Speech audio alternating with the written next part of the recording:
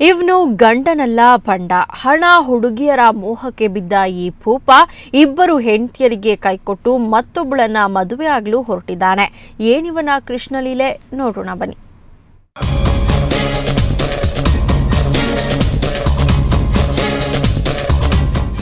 ನೀವಿಲ್ಲಿ ನೋಡ್ತಿರೋ ಈತನ ಹೆಸರು ಗಣೇಶ. ಈತ ಕೋಲಾರದ ಶ್ರೀನಿವಾಸಪುರದ ಚೊಕ್ಕರೆಡ್ಡಹಳ್ಳಿಯವ.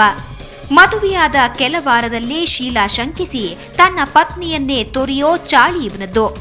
ಹೌದು, ಕೆಲ ದಿನಗಳ ಹಿಂದಷ್ಟೇ ಚಿಕ್ಕಬಳ್ಳಾಪುರದ ಚಿಂತಾಮಣಿ ತಾಲೂಕಿನ ಗೌಡನಹಳ್ಳಿಯ ಸುನಿತಾ ಎಂಬಾಕೆಯನ್ನ ಮದುವೆಯಾದ ಈತ 10 ದಿನದಲ್ಲೇ ಶೀಲಾ ಶಂಕಿಸಿ ವರದಕ್ಷಿಣೆ ತರುವಂತೆ ಒತ್ತಾಯಿಸಿ ಸುನಿತಾಳನ್ನ ಮನೆಗಟ್ಟಿದ.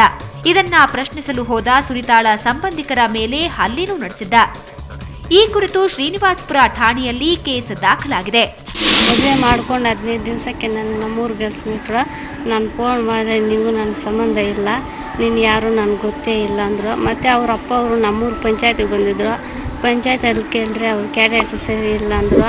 ಊರಲ್ಲಿ ಅವರೆಲ್ಲ ಏನು ಕ್ಯಾರೆಕ್ಟರ್ ಸರಿಯಪ್ಪ ಹೇಳ್ರಪ್ಪ ಅಂದರೆ ಮುಂದಿನ ವಾರ ಹುಡುಗನ ಕರ್ಕೊಂಡು ಬರ್ತೀನಿ ಅಂತ ಹೋದವ್ರು ಮತ್ತೆ ಬಂದೇ ಇಲ್ಲ. ಈ ಘಟನೆ ನಡೆದು ಇನ್ನೂ ತಿಂಗಳಾಗಿಲ್ಲ. ಇದರ ಬೆನ್ನಿಗೆ ವಿಕೃತಕಾಮಿ ಗಣೇಶ ಆಂಧ್ರಪ್ರದೇಶದ ಪುಂಗನೂರು ವಿವೇಕಾನಂದ ಕಾಲೇಜಿನ ಪಿಯುಸಿ ವಿದ್ಯಾರ್ಥಿನಿ ಮಮತಾಳನ್ನ ಮದುವೆಯಾಗಿ ಒಂದೇ ತಿಂಗಳಲ್ಲಿ ಮಮತಾಗೆ ಕೈಕೊಟ್ಟಿದ್ದಾನೆ. ಇದಷ್ಟೇ ಅಲ್ಲ, 3ನೇ మదువెకి కూడా ప్రయత్నిಸಿದ್ದಾನೆ. కాలేజ్ దగ్గరకు వచ్చి అట్లా అని చెప్పి వచ్చేసి నమ్మించి పెళ్లి చేసుకునేసి తర్వాత ఇప్పుడు అడిగితే ఇప్పుడు అనుమానం నా మీద అనుమానం పడి తిడతాడు, బాగా కొడతాడు. నువ్వు ఏం ఇంకొన్ని నేను పెళ్లి చేసుకుని నువ్వు నాకు ఇంకా అక్కర్లేదు, నేను పై వేరే వాళ్ళని చేసుకోవు అంటాడు. ಈತನ ವಂಚನೆಯ ವಿರುದ್ಧ ಸಿಡಿದೆದ್ದಿರೋ ಪತ್ನಿಯರಾದ ಸುನಿತಾ, ಮಮತಾ ಶಿಡ್ಲಘಟ್ಟದ ಸಾಂತ್ವನ ಕೇಂದ್ರದ ಮೊರೆ ಹೋಗಿದ್ದಾರೆ. ಗಣೇಶನ್ ಅವ್ನ ಹೆಣ್ಮಕ್ಳಿಗೆ ಮೋಸ ಮಾಡೋದೇ ಅವ್ನು ವೃತ್ತಿಯಾಗಿ ಇಟ್ಕೊಂಡ್ಬಿಟ್ಟಿದ್ದಾನೆ. ಈಗ ಒಬ್ಬ ಹುಡುಗಿ ಅಲ್ಲ ಅಂತ ಇಬ್ಬರಿಗೂ ಮೋಸ ಮಾಡಿದ್ದಾನೆ. ಇನ್ನೂ ಅವನು ಮುಂದೆ ಮದುವೆ ಆಗುವಂತ ಆಲೋಚನೆ ಮಾಡ್ತಾ ಇದ್ದಾನೆ ಅಂತ ಕೂಡ ನಮ್ಗೆ ಸುದ್ದಿ ಬಂದಿದೆ.